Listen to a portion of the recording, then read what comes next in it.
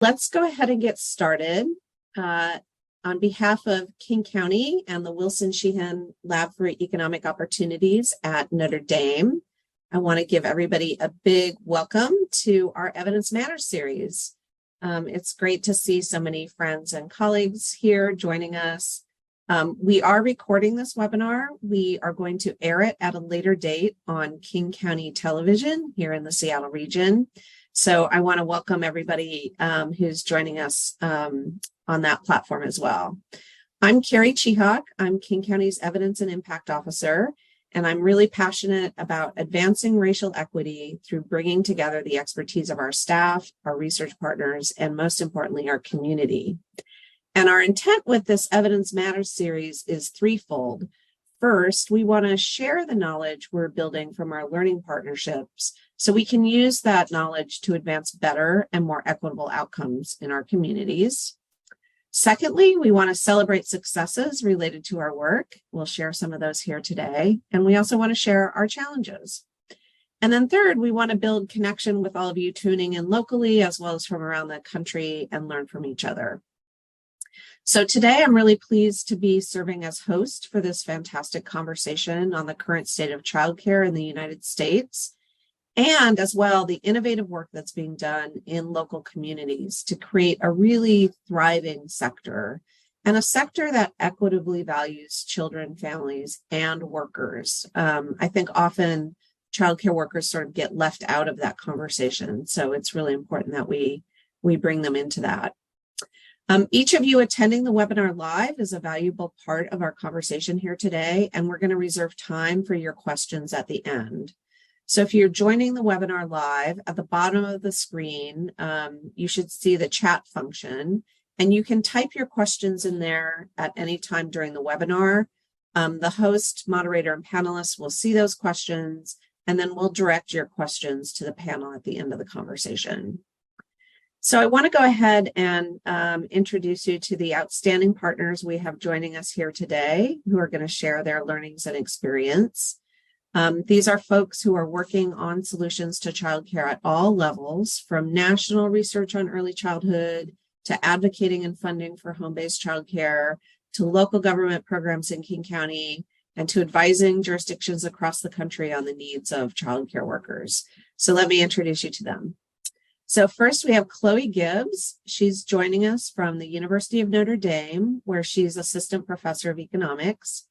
Chloe's research includes analyzing the impact of full-day kindergarten on how kids develop, looking at how Head Start impacts outcomes for both children and their parents, and looking at how impacts of early childhood last as children grow older. We're really fortunate to have her here. For the last year, Chloe served as a senior economist on the President's Council of Economic Advisors for the White House. And you can get a sense of her work by checking out the chapter in the Economic Report of the President that she authored, which really takes an in-depth look at childcare. Great to have you here, Chloe. We also have Jessica Tolliner-Cafferty, and she's joining us as my colleague here in King County government based in the Seattle region. And Jessica recently became our co-lead for Best Starts for Kids. And she served for several years as King County's child care policy lead. So really brings a depth of experience into this conversation. As co-lead for Best Starts for Kids, Jessica is advancing a King County evidence-formed initiative to support every baby born and child raised in King County through comprehensive support from prenatal development to adulthood. And Jessica brings a really strong racial equity lens into that work. So thank you, Jessica. And then our final panelist is Justin Dormal. He joins us from the Urban Institute in Washington, D.C., the other Washington, as we like to call it. The Urban Institute is a nonprofit research organization that provides data and evidence to help advance upward mobility and equity. And Justin's research focuses on policy initiatives to stabilize, build, and strengthen the availability of high-quality early care and education. So he's been working with jurisdictions around the country on ways to go about doing that. And finally, I'm very excited to welcome our moderator to this conversation. Alexandra Patterson serves as the Director of Policy and Strategy at Homegrown. And Homegrown is a national collaborative of funders who are committed to improving the quality of and access to home-based childcare. And at Homegrown, Alexandra's work focuses on the policy solutions that really value kids, families, and workers in those home-based childcare settings. So she's a perfect moderator for this conversation. She has a depth of experience over the last 15 years. She's worked in the early learning sector in a wide variety of roles, from an actual Head Start teacher. So thank you for that, Alexandra, to being intermediary director for Philadelphia's pre-K program. We've got a lot of great partners here in the audience. Again, I really encourage you to pop your questions into the chat. You can also pop a little bit about who you are and where you're coming from into the chat. We'd love to see that. And with that, I will turn it over to Alexandra. Thank you for that introduction, Carrie. Before turning to our panel, let's just take a quick moment to set the stage for the discussion. So we have years of brain science that tells us that over 90% of a person's brain develops in the first 5 years of life, and more than 1 million new neural connections form in a child's brain every second. But in the US, we leave the business of childcare really for families to figure out and to largely cover the cost of. We don't treat childcare as a public good that undergirds the American economy. And so families in the US rely on a range of childcare options. Some of those are formal licensed childcare arrangements, and others, families select informal regulation exempt childcare. The National Survey on ECE informs us that childcare takes place in a broad range of settings, from large childcare centers to small home-based childcare to care with family, friends, and neighbors. So today, we will be talking about childcare broadly and how we can work toward building an affordable, accessible, quality childcare system that meets the needs of families and children and that values the essential contribution of the childcare workforce. So I want to start with Chloe. Chloe, you've spent your career studying the evidence behind early childhood learning programs and their long-lasting benefits to children and society. Can you talk with us briefly about what the evidence shows about why childcare is so important? Of course, I'd be happy to do so. So there is a large and growing as we speak, body of evidence that demonstrates how high quality early care and education experiences. And I use that umbrella term to include childcare, Head Start, other types of preschool programs, that sort of myriad landscape that Alexandra described of where kids are spending their time when they're in their early years. And so we have this body of evidence demonstrating that those settings and experiences can produce important benefits for children and families, including facilitating parents' employment, and particularly a large body of evidence that suggests that mothers' employment is very responsive to the availability and the price of early care and education. Also improving children's school readiness and their early social and emotional skill development, and increasing children's long-term outcomes, such as how far they go in school, their executive function, their own employment, and subsequent earnings. And so we know from this body of research how important early care and education is as a support for working families.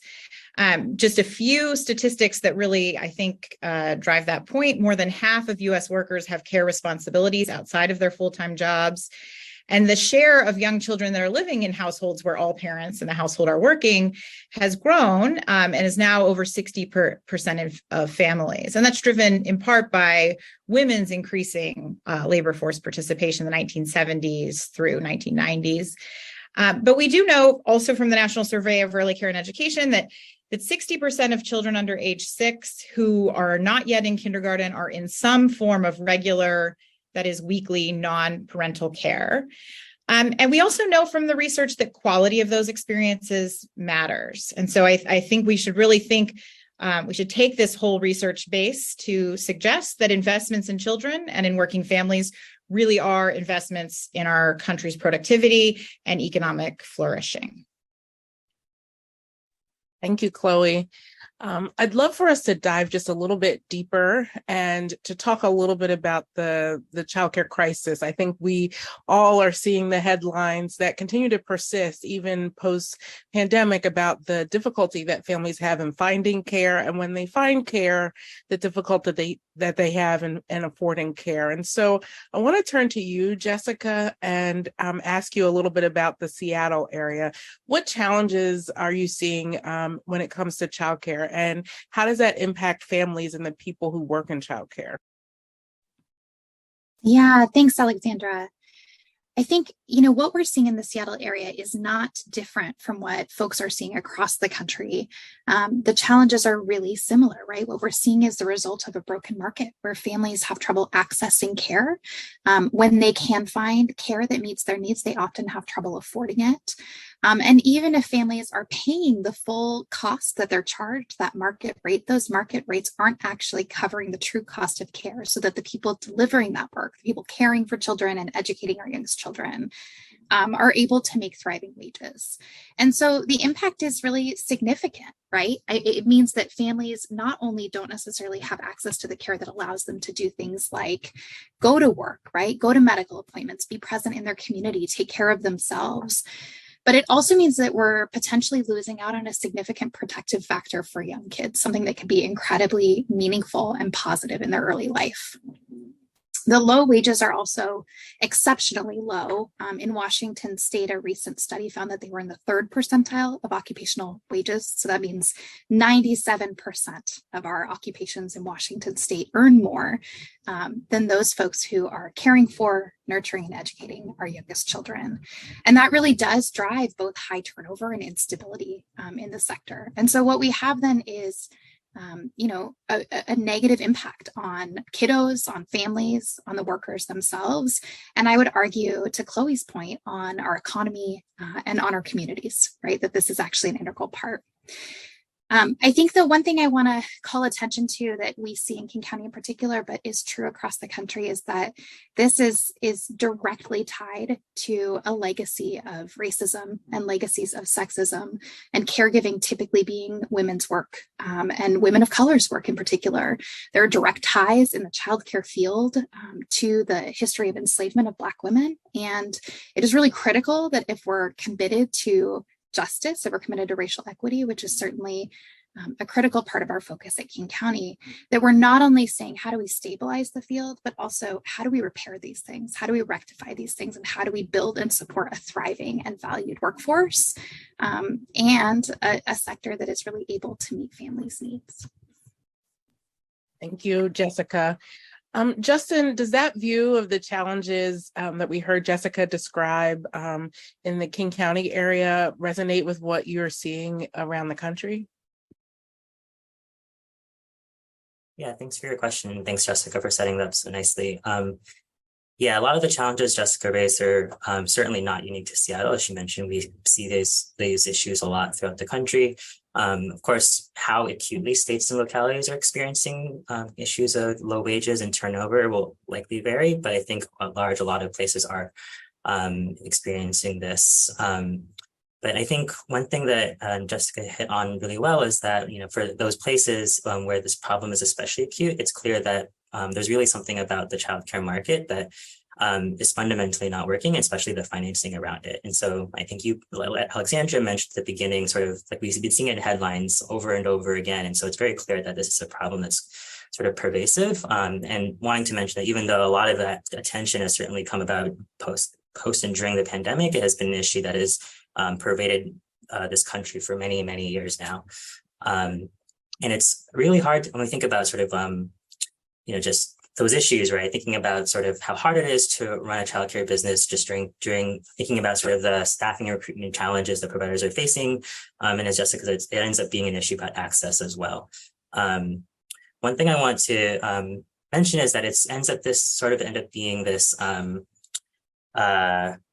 sort of issue where access and staff and compensation staffing are sort of interrelated, right? And so research has shown this idea that, like, on the one hand, it's really hard. Providers are having a really hard time finding and keeping workers at a thriving wage unless they are able to sort of be able to afford those wages. And often that comes from revenues from providers, but we also can't ask families to pay more than we already know they're paying a lot for.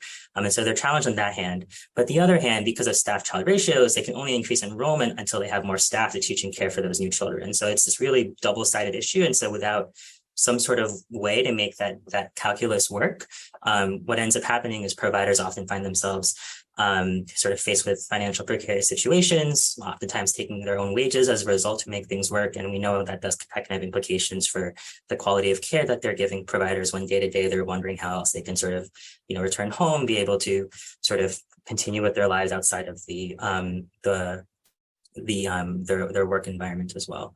And I think one last thing I want to mention is that compensation issues and turnover in childcare this is in some ways self-reinforcing, unfortunately, where, without, childcare businesses are sort of hiring new workers, but without the right wages and working conditions, what ends up happening is that they're just driven out all over again, only for the process to repeat itself. And so Jessica mentioned negative outcomes for workers, families, and children. And if you think about sort of what it means for a site director to sort of have to constantly focus on hiring over and over again, it really takes the responsibilities away from other things that are important for childcare quality, and can have sort of compounding outcomes as well for their just the operations of childcare and what it means to provide high quality care.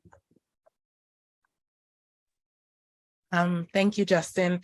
Chloe, as an economist, how do you see this at the national level? What are the challenges that motivate public sector intervention? And what are the consequences for all of us for allowing the crisis in childcare to worsen? So I am going to echo a lot of the same themes because as Jessica and Justin both laid out, these challenges are pervasive across the country. And I'll just sort of touch on what exactly are the economics of the early care and education market that result in these challenges that we're focused on. I will say, just as sort of foundation for this, that I mentioned 60% of young children are in some type of non-parental care on a regular basis, and I'll just mention that number lags most of our peer countries in terms of participation, and also that there are gaps by socioeconomic status, by race, ethnicity in what that participation looks like. And so what leads to what I think we can call under provision of high quality early care, under participation in high quality early care. So these challenges sort of result in what everyone is describing as a gap between the cost of providing high quality care and the price or prices that families can afford. And we actually just did, on my way out the door at the Council of Economic Advisors, a blog post that was posted on Monday of this week on affordability constraints and what that looks like for families across the income distribution, sort of putting in one place a lot of the analysis that we did over the last year to inform our policy efforts. And I'll point out sort of, I think, two things that jumped out at me from that analysis are that access and affordability challenges are really prevalent for all families that are seeking childcare. They are much more pronounced. The constraints are much higher, and the access issues and affordability issues are much more pronounced for lower income families. So these two facts really point to both, as economists would think about it, efficiency concerns and distributional concerns, and suggest that investing in this market to address this gap between costs and prices that families face would actually make the market more efficient and more equitable. And so these challenges, I think Jessica, Justin have laid them out, but they, so first and foremost, paramount in this discussion are the workforce challenges. That this is an industry characterized by low pay, extremely low pay, and by high turnover, which then has implications certainly for the quality of care, especially given what we know from research about the importance of those interactions between caregivers and children, and the stability and continuity of that relationship. So workforce challenges are very paramount. That it is costly to provide high quality care because it is a labor intensive industry, right? We cannot sort of move to automation or technology to provide this kind of human interactions that undergird this these experiences. And so providers have very few options for increasing revenue because they are relying on parents' payments predominantly. And the main input to what they're providing is their staffing. The pricing then, is another sort of key piece of this, that price-sensitive customers may forego care. They may decide that they're not going to work and stay home with children because of the high cost of care, or they may opt for less regular or less sustainable options to sort of fill in for care when needed. And those sorts of settings might not be as of high quality as compared to the more stable arrangements that families could seek. And then finally, this is an industry that is characterized by a lot of sole proprietorships. And it is a very fragile business model, as we saw in the pandemic when these businesses are very subject to economic headwinds. So when there is a recession, they are particularly hard hit. We've seen that the workforce in childcare has not rebounded to pre-pandemic levels as the rest of the workforce has. They're subject to startup costs and very low margins. And so that means that it is a fragile business model without, in the absence of public investment to ensure that stability. And I'll just point out that all of these challenges, they not only affect families and children who would be in care, but also women's careers, and that has effects on labor supply more broadly that sort of ripple throughout the economy, has implications for our overall economic productivity and growth. Thank you, Chloe, for really putting a finer point for us on the intersectionality of the economic impact. I want to now dig a little deeper here and talk with Jessica. Let's loop back to Jessica and talk about some solutions.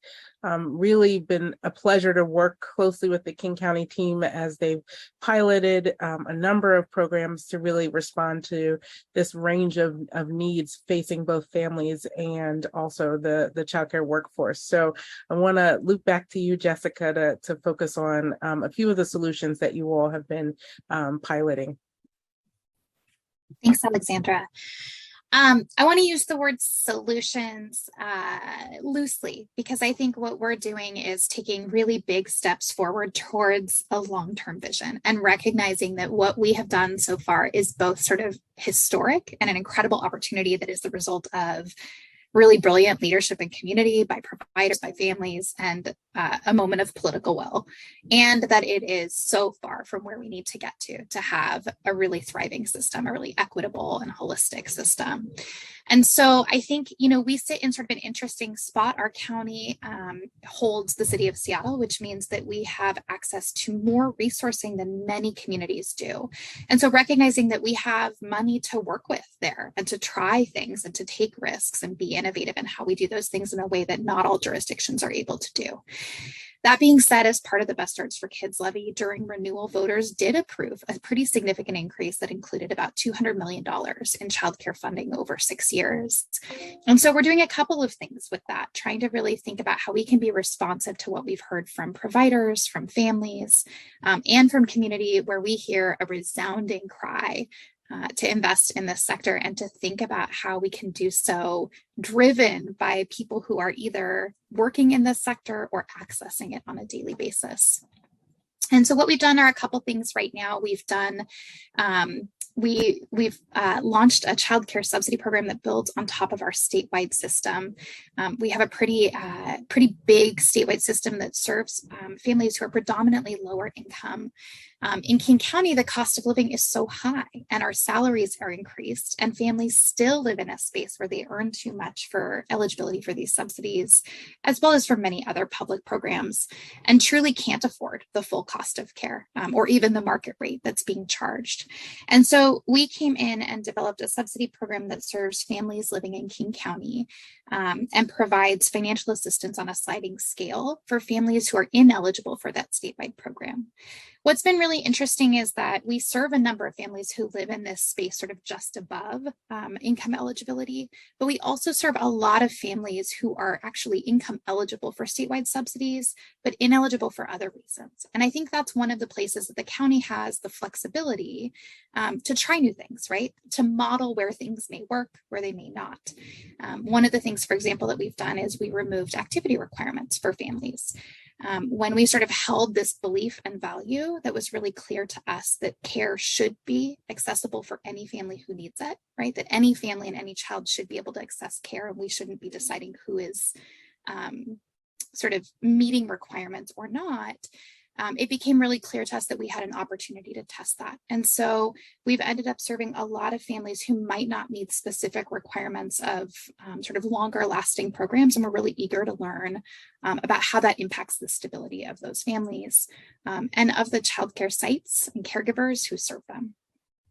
We're also in the process of getting ready to launch a wage boost pilot. That's a pilot that will look at how we can increase wages of childcare workers, of the individuals providing care in licensed settings over the next 4.5 years, and what that impact will be on the sector. We have some really promising evidence already in this arena. I think one of the things we're really excited about there is that we're also going to be engaging providers and really understanding what their idea of success is. So what are the measures that would be meaningful to them in understanding whether a wage boost really made an impact? And Justin and the team at Urban have been phenomenal partners in helping us think about how we create a pilot program that includes evaluation that is responsive to and respectful of the folks that we're engaging. The last thing I'll just say is that we're also really thinking intentionally about informal care. This is a huge part of the sector that often gets left out of the conversation. And we recognize that it is both a critical part of the sector and often the first choice for many families. And so we've really appreciated the partnership of Homegrown in particular in helping us think about and continuing to think about how we can be effective partners and supports for informal caregivers, family, friend, and neighbor caregivers, and the families who choose that type of care. So lots of work left to do. We are nowhere near the end goal, but I think really exciting to be in a position where we can contribute to that conversation and hopefully be contributing evidence to provider-led movements and family-led movements to really increase support for this field. Thank you, Jessica. I really love that you underscore the role of provider voice and the role of family voice in crafting that vision and crafting the action steps for that vision. That's really a value that Homegrown also holds. Chloe, I want to go back to you and give you an opportunity to talk about solutions that are worth highlighting in response to the childcare crisis. Great. So I will again echo a lot of what Jessica was talking about at the local level in terms of thinking about what kinds of comprehensive solutions could work nationally to really sort of fix exactly the challenges I talked about in the market writ large. So I think that there are really a couple key features of solutions that could take a variety of forms around these features. And so I think a lot of us are familiar with the types of programs that provide subsidies to families. And Jessica talked about some innovation on that front. One of the things that we discovered in our analysis of the data on affordability is that there actually is sort of a peak in the challenge of finding care, and specifically challenges finding care due to cost for families that are just above sort of where often eligibility thresholds fall for accessing subsidized programs or for receiving childcare subsidies. So there is a particular pain point that is concentrated among those families. So I think thinking more sort of comprehensively and generously about where we provide subsidies and how we think about that. I mean, it really is just a fact that childcare constitutes a large share of family income, really for many families, not just a problem that is concentrated among the lowest income families.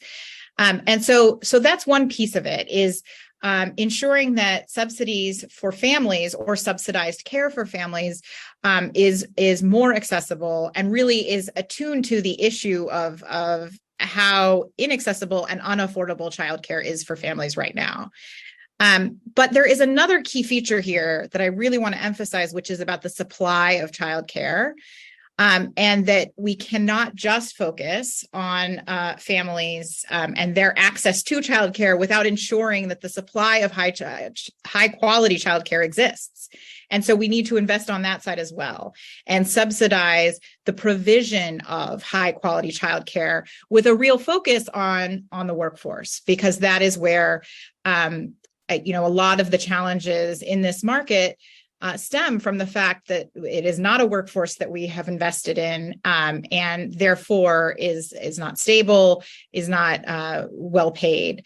And so I really think of this, of the solutions that could get traction on these problems as being subsidies on both sides of the market that incentivize both the supply of high quality care, particularly through investments in the workforce, but also support parents and families in seeking out the high quality care that meets their needs. And I also just want to emphasize in this conversation, since we are focused on what's happening in localities and in states, and also what the national perspective is that I really see an important sort of feedback loop amongst all of these entities that are working on this challenge. But I want to emphasize that states and localities have been very innovative and proactive in addressing these challenges, and we have a lot to learn from the successful work that they've done. That it's important, it feeds into the work the federal government has been doing and is ongoing, but it is insufficient to address these market challenges because they exist across geography, they exist across the sort of myriad landscape of programs and services that we've talked about. And so we really need comprehensive solutions that operate to fill in the gaps we see nationwide, to support these innovative efforts that are happening all across the country, but to really, redress these challenges, to really support the high functioning market that actually leads to the kind of provision and participation that we would like to see among families with young children.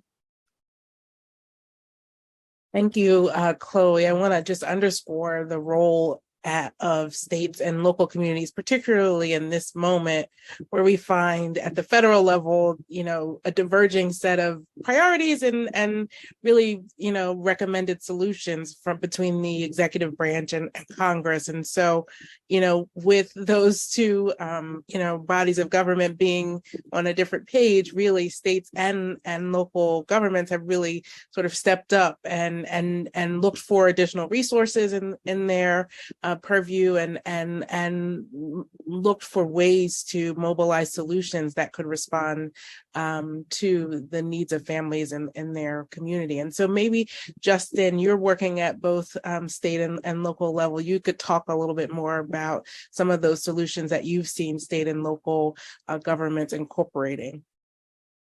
Sure. So for local, Jessica covered a lot of things. I'll focus a little bit on the state perspective first.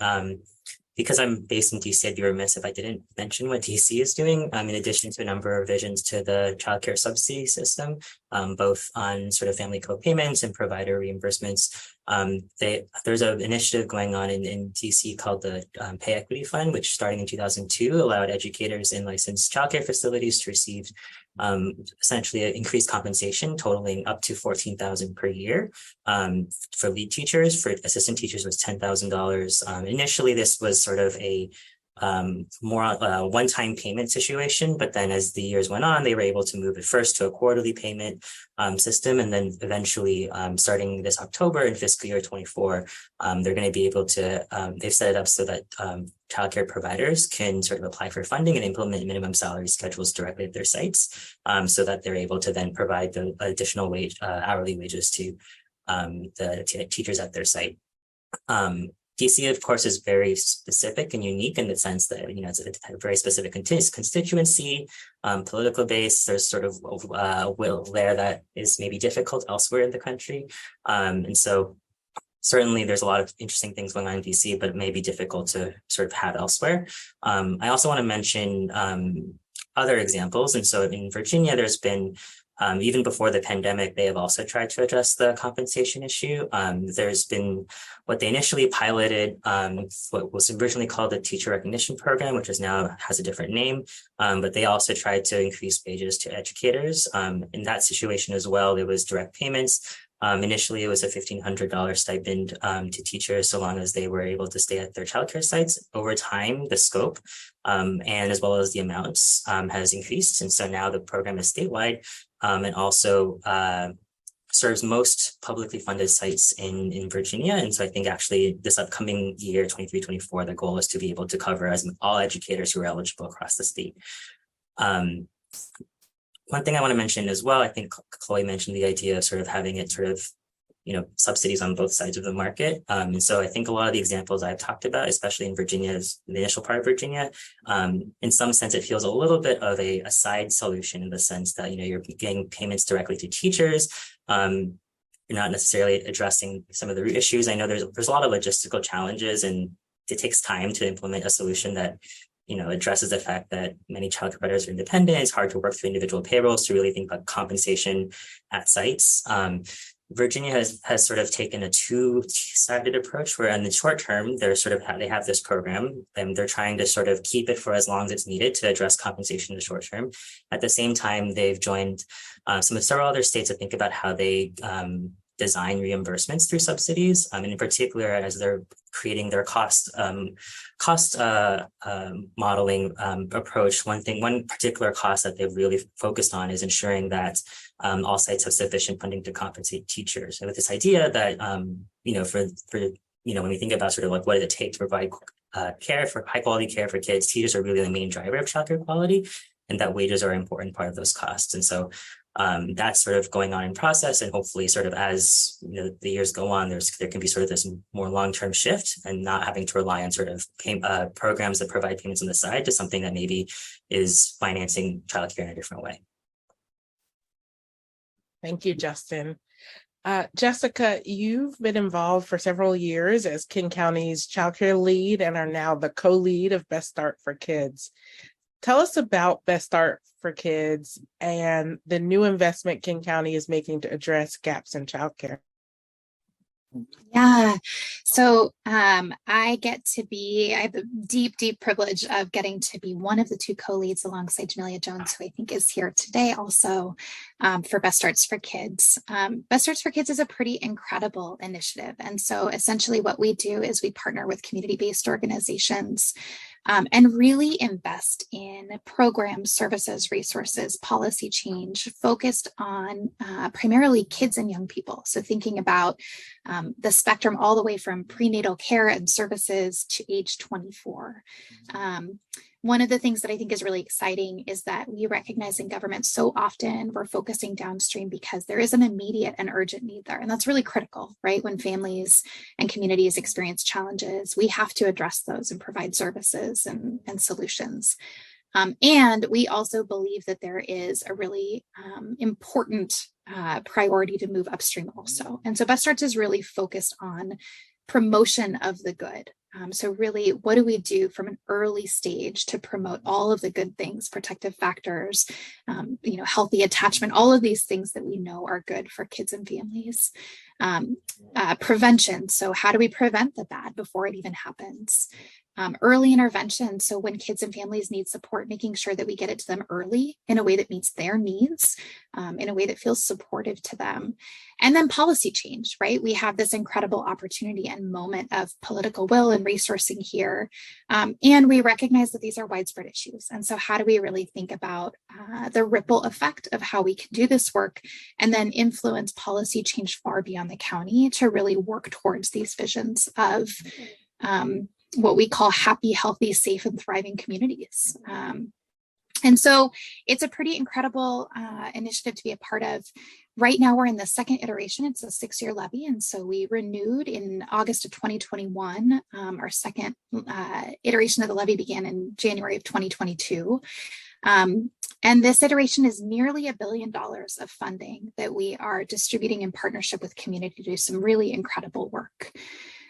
As I mentioned earlier, about $200 million of that is earmarked for childcare. We heard loud and clear over the past 6 years that this was a major need for families and community, and that it touched every other part of our programming. And so when families thought about any of the services that they might want to interact with, childcare was a critical piece that might help them or prevent them from being able to access those things. Similarly, we found it touches so many of the county's other priorities, right? If you don't have access to childcare, it's really difficult to get to work if that's what you need to do, which means it can be really difficult to maintain stable housing. And that's a huge priority and issue in King County. And so really we're trying to think about how we move upstream to create I think investments and philosophy and action in a place that really supports the most positive outcomes for kids, families, and the communities that exist within King County and beyond, so that hopefully we don't get to that place of needing those sort of downstream interventions, even though we know in the interim we've really got to take those parallel paths. Thank you, Jessica. Chloe, what excites you about the work that King County and other local governments are doing, particularly from an economic perspective? We heard Jessica talk about the intersectionality, thinking about housing, thinking about childcare, thinking about this range of intersections that impact families and communities. What's promising there? So I think there's a lot that's promising there. And I think what excites me the most is that I think we have across the country these laboratories that are being innovative, trying new things, particularly in the space about investing in the workforce, and building the supply of high quality childcare so that the slots are out there for families to use and rely on. And so what I'm excited about in particular is that this presents many opportunities for us to look at the effectiveness of these different interventions and to look at exactly the range of outcomes that you mentioned when talking about the intersectionality of childcare with sort of all aspects of a family's life and well-being. So, we've often thought in the research about direct child outcomes, which are certainly important, about parental employment outcomes, again, a critical piece of this. But you can imagine other outcomes of interest when we invest in childcare. We can look at to see sort of the broad range of effects that these programs have. And I think that it is this evidence base that has been really critical to making the case for investments in early care and education, to continue to build momentum behind that case. And I think we've learned, as I sort of summarized very quickly at the top of the webinar, we've learned that early care and education can have important, meaningful effects on children, their families, their communities, the economy. And now we need to build out the evidence on understanding what works specifically in effective programs, what works for the workforce, for whom, for which children, what sorts of features of a program are particularly important to invest in, are impactful in what context. And so there's a whole set of research questions that could inform our policymaking going forward that I think are sort of ripe for study as places continue to innovate in places like King County and all across the country. And so, that I think is holds a lot of promise, not just for understanding how effective a particular program is in a particular place, but for really understanding what works and could translate to other settings, could be used in other places. I will also say that it really is about a body of research that can help inform those kinds of questions and policy decisions and features. I think that, often we have this big body of research about early care and education. And there are some instances in that body of literature where a program was not as impactful on a particular outcome as other iterations of that program or that program in other places. And sometimes that makes people, I think, a little bit uncomfortable, the sort of varied results in the evidence base. But I will say that is, as a researcher, that's exactly what we would expect to see, that not everything works, in exactly the same way in all places. And it's actually that body of research that can show us what works where, with what kids and what settings and that sort of thing, that helps us really tease out the critical features of policy. And so we should be comfortable with that variability, and we should in fact learn from it. And that is how we get to better policy and better programs. Thank you, Chloe. Jessica, I want to make a connection here between Chloe's comments about the evidence base and really taking the opportunity with implementation to also be implementing, evaluation approaches that help us understand what is working in our communities and what can we continue to fine tune. And I think in particular, one thing that's really unique about King County's approach is that you all are doing both. You all are implementing, but you're also attending to that collection of evidence base. And maybe there's just a comment or two that you want to make about that. I think that it'd be really important to highlight for other communities as they're thinking about new programs. Yeah, I appreciate that. I think evaluation is always a really important priority to us. And it's also one we hold with a lot of care, because we know that evaluation, when handled in a way that isn't really thoughtful and isn't handled in a way that is driven by relationship, can cause harm to the communities that we want to be supporting, right? That we want to be creating programs that serve well. And so I think we have had many, many, many conversations about how to do that well and continue to be in calibration. We've been really fortunate to have Carrie on our team to work closely with Urban, to have some really incredible conversations with the Office of Evaluation Sciences, and to get really clear on the type of evaluation we want to do that is both collecting a body of evidence that can be compelling, that can be taken seriously, right? That can tell a story that could translate to other projects in other places, but also that is driven specifically by the folks that are participating. So, for example, with the wage boost, we don't want to implement an evaluation that isn't in alignment with what they want to see, or that's gathering measures that aren't reflective of what they believe to be successful. And so really centering providers all the time, or for our subsidy work, centering both providers and families all the time in that work. And what I think is really exciting is that there is this growing body of research, of evaluation strategies, of partners who are excited to think about creative mechanisms for how we can tell those stories in a way that honors and values the experiences of the people that they center on. Thank you, Jessica. I want to loop back now to Chloe. I'm wondering if there's more that you want to say about the approach at the federal level, in particular around this notion that evidence matters. How is evidence helping to shape federal policy direction? You are working with the President's Council of Economic Advisors. What are you seeing in terms of the connection between evidence and the federal policy direction? So it's, I think, an important question, and one we should hold our elected leaders accountable to thinking about. I will say that I do not speak for the administration. I'll speak sort of as having been there for the past year in the ways that I saw evidence being used and the importance of evidence in those policy conversations. And I'll just highlight, I think, a few of the things that that the president has done and the administration has done to really advance an agenda that is focused on families broadly and thinking about all of the challenges that families face.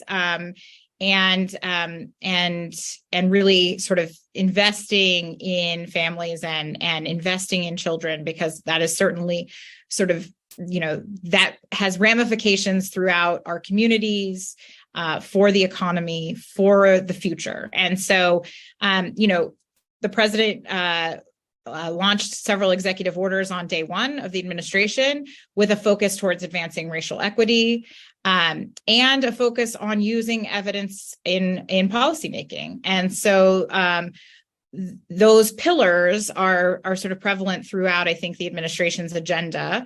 On childcare, we, as you pointed out, Alexandra, we are in a position where federal movement is going to be challenging on this front.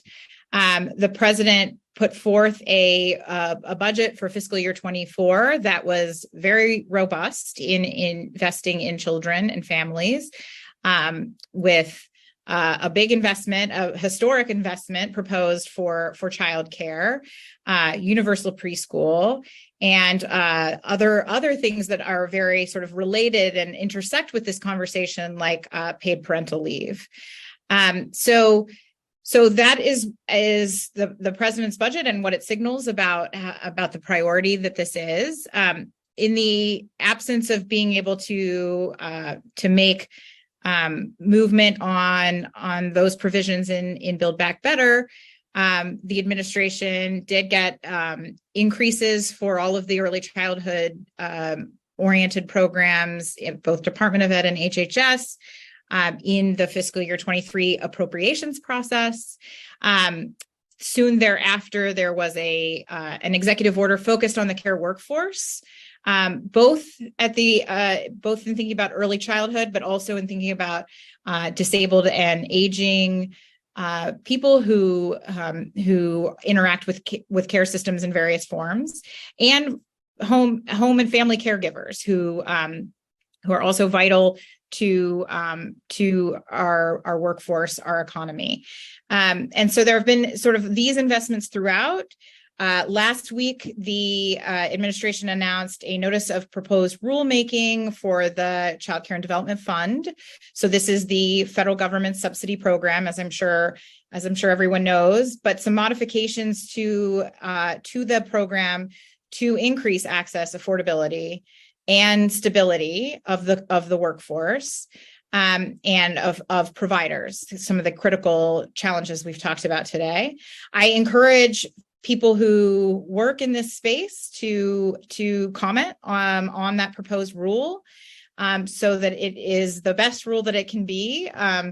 And these are the efforts that you will see the administration engaging in to improve access, to improve affordability, to improve quality, with an eye towards attention to both the supply side and providers, who are the critical sort of foundation for the American workforce, and an eye towards families and ensuring that families can engage in this market and find the care that meets their needs. So that we get to a place that I think would be more socially optimal in terms of what kids experience and what families can rely on. So those are some of the current efforts and kind of where I see the conversation going. But I will say that evidence has informed every step of that process, both sort of very timely, high frequency evidence on what is happening in the workforce and what is taking place in childcare as an industry, and also the large body of evidence that researchers have developed over time about what works in this space. And so where should we be investing and trying to target investments? Thank you, Chloe. Justin, what does the future hold for some of the state and local initiatives you've seen around the country? Yeah, sure. So I'll start by echoing something that Chloe mentioned, which is sort of the innovation and a lot of different things people are trying and across different states and localities. I think that's been really exciting from a momentum perspective, but also just, seeing what else can we learn, and also in a way that is trying out and learning the best about how we can do to support childcare workers. I think on the it's exciting to see those, and I think in particular the attention not just to sort of doing those things, and I think they're especially as we sort of lean off the pandemic and funds have to sort of shift towards different sustainability sources. I think it's helpful that people are also thinking about maybe what we can learn about and how we can continue that momentum. And so I think all of that is encouraging. I think it's exciting that people are thinking about not just sort of like impacts on outcomes that we might talk about often, like turnover, but also really thinking about holistically, what is it doing for childcare workers and their experiences? I think Jessica talked a lot about this, right? We might miss things by focusing on specific outcomes, but by making it relevant to providers, we might learn about different aspects of their job or different mechanisms for how things our states and localities or initiatives are working. I think one other thing I would mention is sort of learning a lot more about implementation. I think on the one hand, earlier I talked about places like DC, which passed some really sweeping innovations, but on the other hand, not all cities, let alone ruralities and other localities can sort of do everything that other states can do. And so learning sort of not just sort of like, is something working, but the conditions in which things are working and sort of how that translates to different communities and different state governments that are trying to innovate and learning about what can work, what cannot work.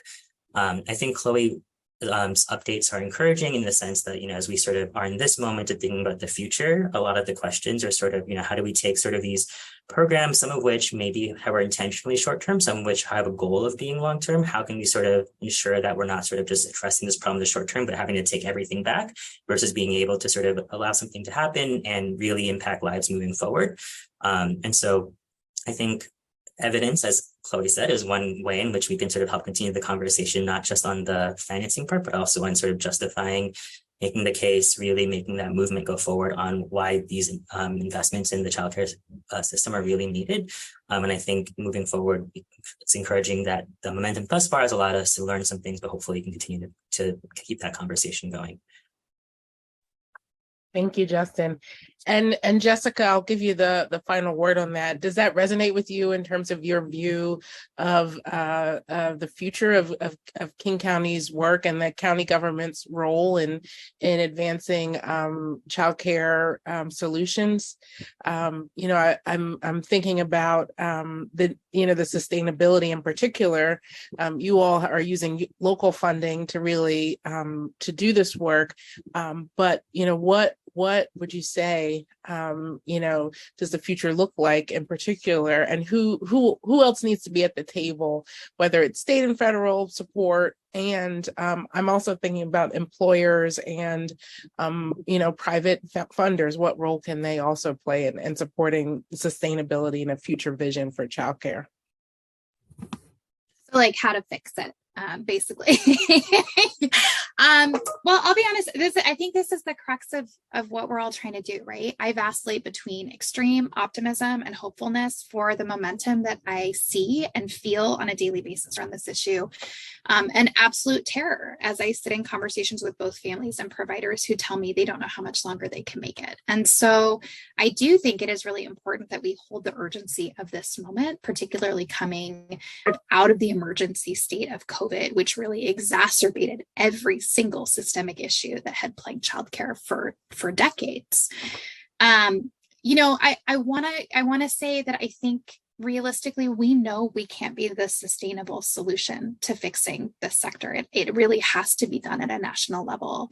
That doesn't mean that there's not a really critical role for state and local jurisdictions to play. There absolutely is. And we've been really excited to see some pretty incredible legislation and investments at our state level that expand access to subsidies, that increase reimbursement rates, really trying to move towards what it looks like to reimburse providers at the full cost of care.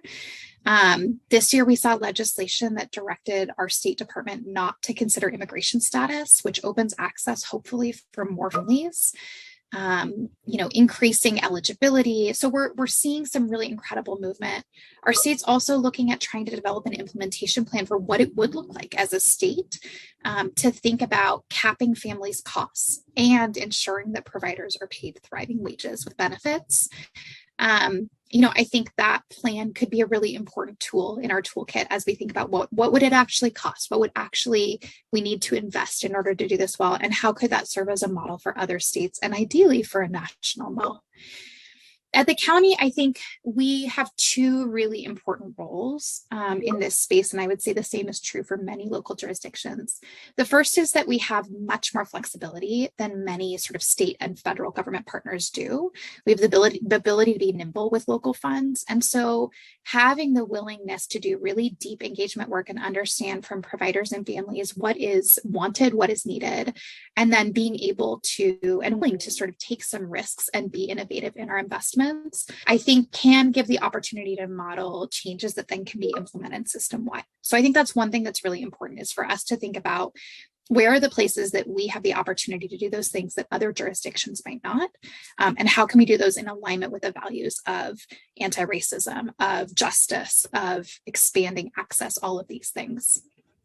The second one I think that is really important, and this one's kind of interesting, is I think it's also our job to fill gaps, right? That's part of it. We knew we couldn't be sort of the long-term sustainable solution. We also know our constituents, both providers in King County and families, are suffering and struggling to afford care and struggling to make it by on their wages as childcare providers. And so we're not going to wait for the system to get fixed to step in and do what we can now. And so those gaps may change over time.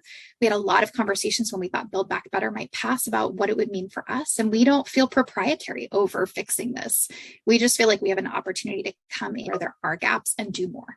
And so really what we're trying to think about is where can we sort of fit in anywhere to push towards that long-term vision, to support others. We talk a lot with other jurisdictions who are trying to build similar programming.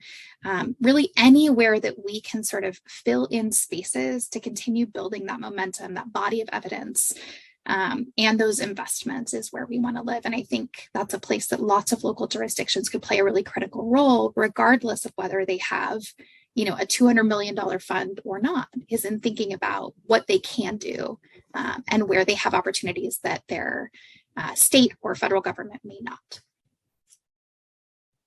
Thank you, Jessica.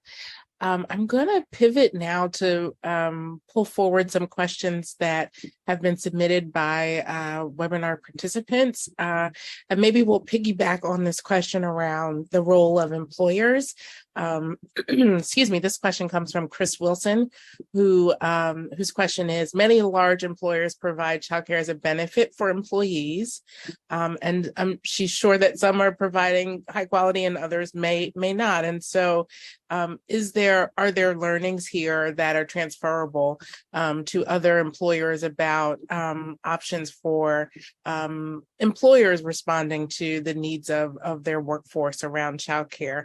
I'm thinking about, as Chloe named, all of the ways that the administration is signaling the importance of childcare, about the CHIPS legislation, where the opportunity for large manufacturers to apply for support from the government around CHIPS manufacturing, and the inclusion of the necessity of a childcare plan in those applications for employers seeking funding over a certain amount. And so I want to just maybe pivot that question to Chloe, and maybe Justin, you also have some thoughts here about the ways that employers can play a role in responding to the needs of their workforce. Yes. So thank you for the question, Chris. And thank you, Alexandra, for teeing up the CHIPS and childcare piece, because I was certainly going to mention that. So it is true that that many, particularly large employers, think about childcare as one of the benefits that is important for recruitment and retention. And so some do it themselves, in that they provide childcare often on site for their employees. The federal government does this for a number of federal agencies, and the CHIPS bill did include provisions for large applications. That is sort of big investments in the chip space would require a childcare plan attendant to building and the workforce and investing in the workforce to produce chips. And so I think in that instance, we will have a number of different ways in which employers go about this, whether they provide it themselves, whether they subsidize it. But they do need to ensure that it is accessible to their employees and affordable, that it actually constitutes a real investment in providing childcare, as the guidance lays out.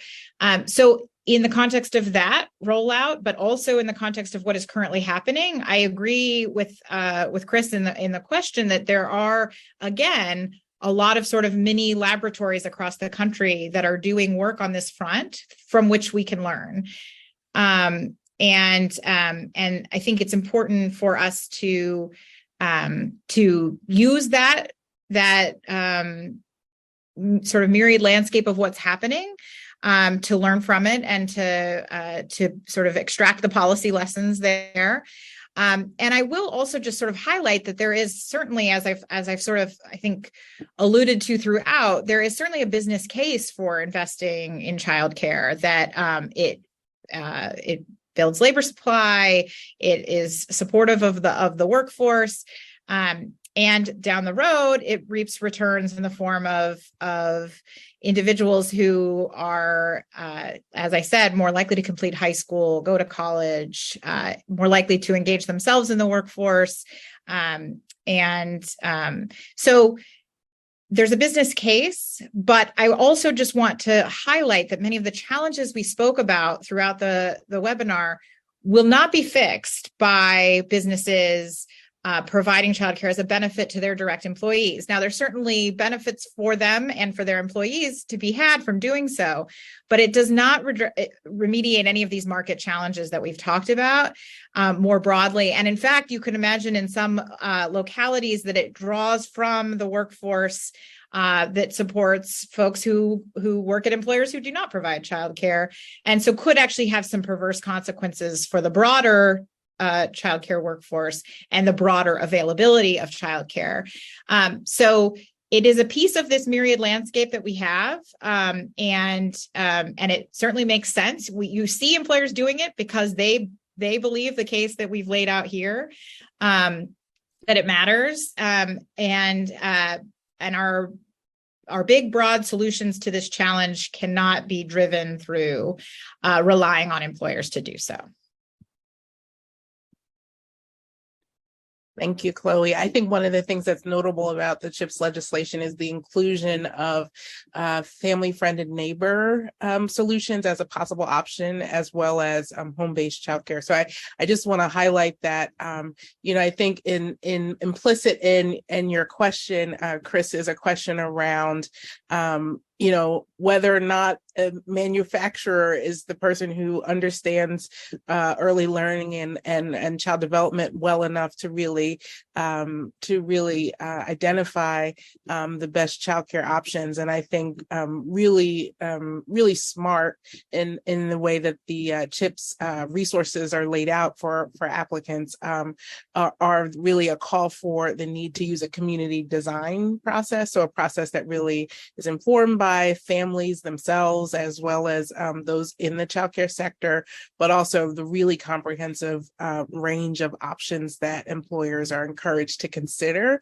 when thinking about supporting childcare costs, whether that be in the form of establishing on-site childcare, or for those employers who might have workforces that are more shift work and working non-traditional hours, some of these other childcare solutions like home-based childcare.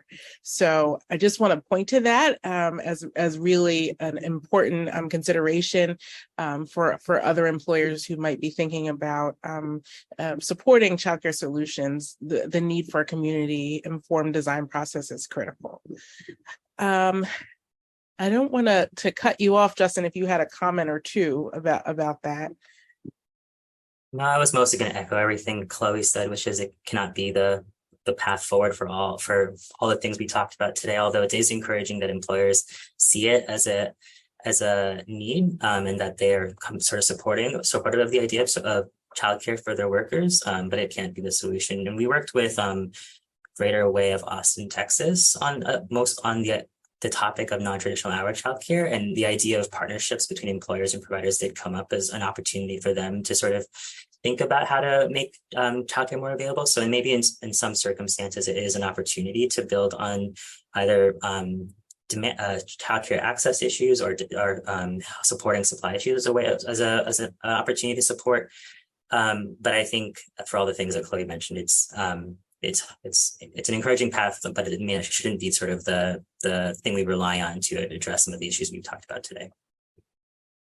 Thank you. And I know we just have time for probably one more question. And so I want to circle back to this idea that I heard Jessica talk about, but just in a few of the communities that you highlighted also are doing this, which is really engaging with providers and families themselves in designing the solution. So I know that was a part of the work that was done in Washington, D.C. to get the wage supplement and to support some of the other programming. And I know that that's a part of King County's work. And so I'm wondering, maybe I'll start with you, Justin, if you could just talk a little bit more about the strategies you see communities using to do that. And Jessica, I'll let you give the final word on that if there's more you want to say about King County's approach.